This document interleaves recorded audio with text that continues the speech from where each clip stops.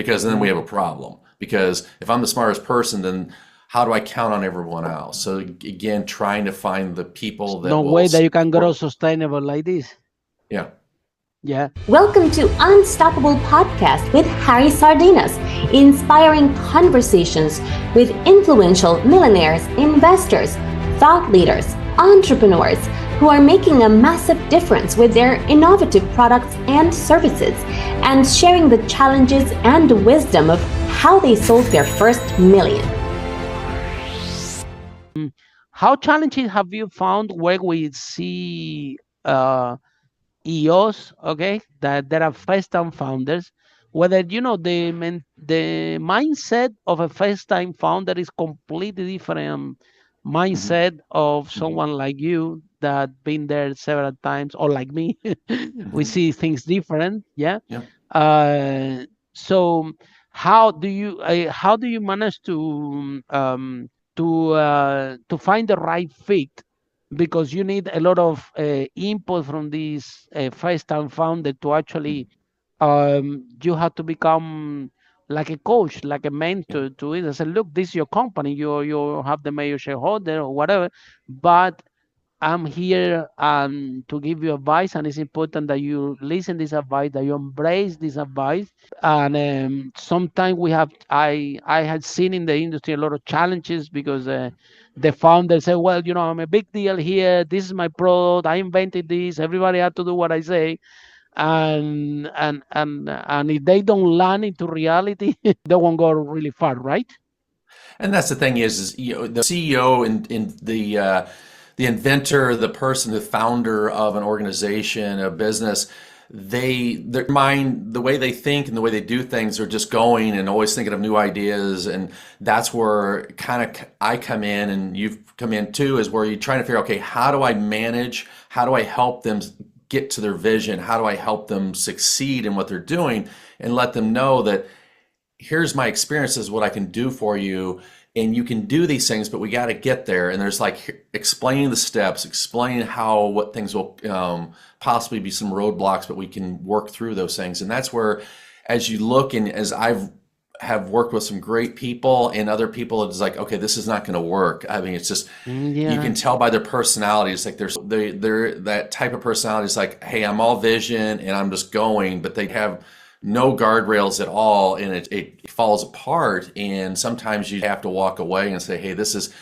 I know where you want to go, but in order for you to do that, you're going to have to do these things. And sometimes they're not willing to change the way they do stuff because they just want to go, 100 miles an hour. And there's like, how do I get this done? And I want to make all this money. And it's like, I have the same goals for you. And that's the thing is trying to explain, I'm not trying to stop you from what your vision, your idea is, but I'm also trying to get you there so you can sustain it long term. Unless you're saying, hey, I just want to get to this number and then I'm going to sell it. And that's like, okay, then that's a different approach than someone says, I want to build something, make lots of money, have employees, have these things. That's the first thing. The first thing that you have said, it's really important, okay?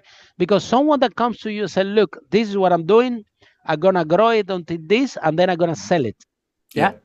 So now this is giving a sign that this is someone that have a plan and is willing to listen, to do whatever it takes and listen in order to achieve this and exit.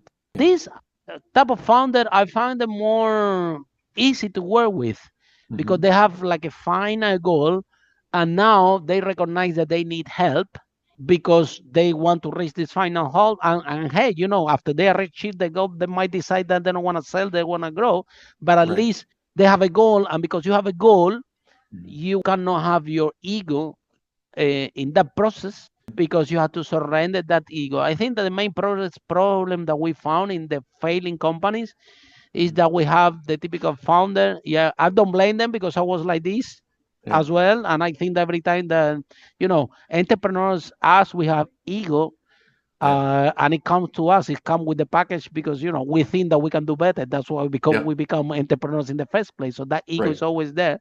But then, it's a normal process. You start your own company, you start to make money, and you think that you are the big deal, and everything. That was me. Yeah?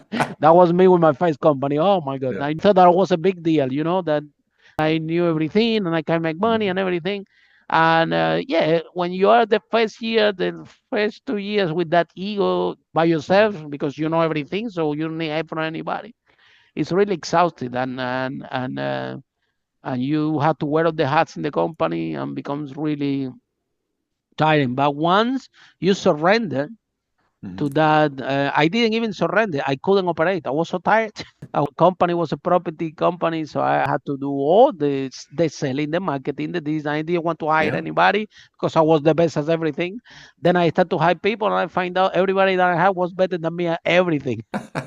I was telling to everybody, you won't believe the people that I hire. I don't understand how they do it, how they sell, how they do this. How could you? I was asking to my employee, how are you doing this? Teach me.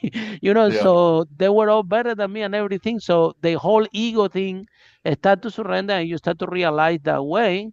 Hold on a minute, I can have an idea, I can start a business to operate and to make some profit, but there are people out there that when it comes as help in front of an employee or fractional CFOs or in a team member, these people can do the things way better than you. You didn't even knew that this was available because when we start, we just don't know.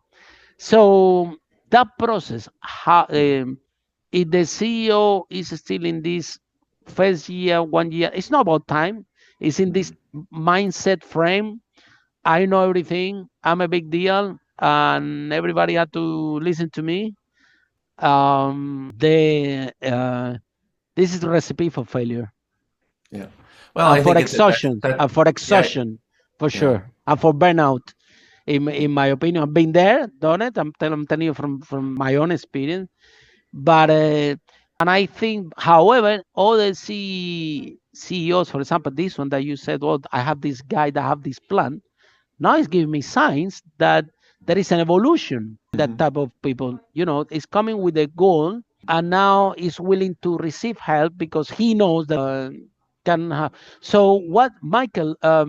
What kind of conversation do you have with founders to see if they're the right fit to work with you? Because it could be the different. You with your experience, 25 years, I believe that can make a difference from between day and night in the business. And how this first conversation happen with the founders, so they understand your role, they understand that you're not going to tell them what to do, they have their own business. You're going to give them an advice and a way that they can mitigate the risk, and you're going to make them aware of the risk that they having penetrating the market, right?